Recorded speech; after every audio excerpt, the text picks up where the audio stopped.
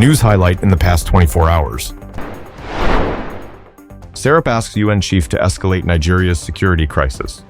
The Socio-Economic Rights and Accountability Project, SERAP, has called on United Nations Secretary-General Antonio Guterres to urgently invoke Article 99 of the United Nations Charter over Nigeria's worsening security situation, warning that the country's escalating violence now constitutes a threat to international peace and security. In an open letter dated May 30th, 2026, and a statement released on Sunday through its official social media platforms, SERAP urged the UN chief to bring Nigeria's deepening insecurity before the United Nations Security Council for immediate consideration and action.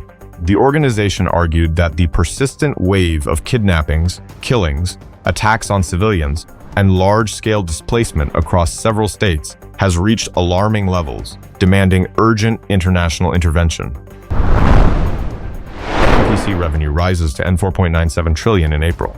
The Nigerian National Petroleum Company Limited, NNPC Limited, recorded a sharp increase in revenue and profitability in April 2026, driven by improved crude oil production and stronger operational performance. According to the company's April 2026 operational and financial report released on Saturday, revenue rose to N4.97 trillion in April from N2.77 trillion recorded in March, representing a month-on-month increase of about 79%.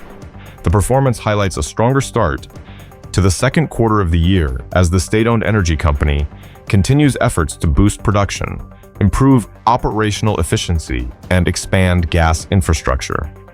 NNPC's financial and operational indicators showed notable improvements in April, supported by higher oil production and increased government remittances. CBN extends PS geofencing enforcement deadline to August 2026.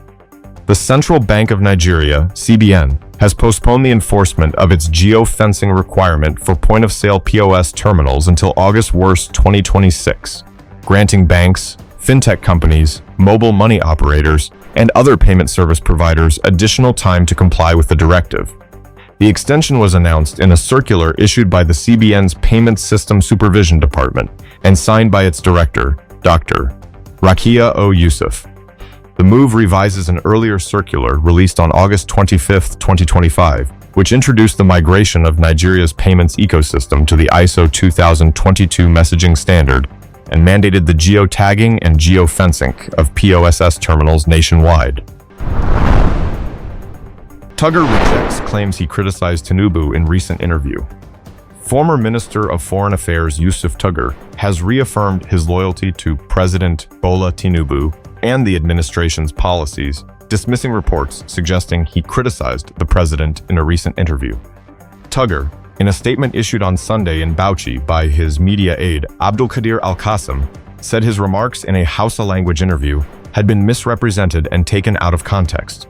For the avoidance of doubt, Ambassador Tugger did not criticize or question President Bola Ahmed Tinubu in any way.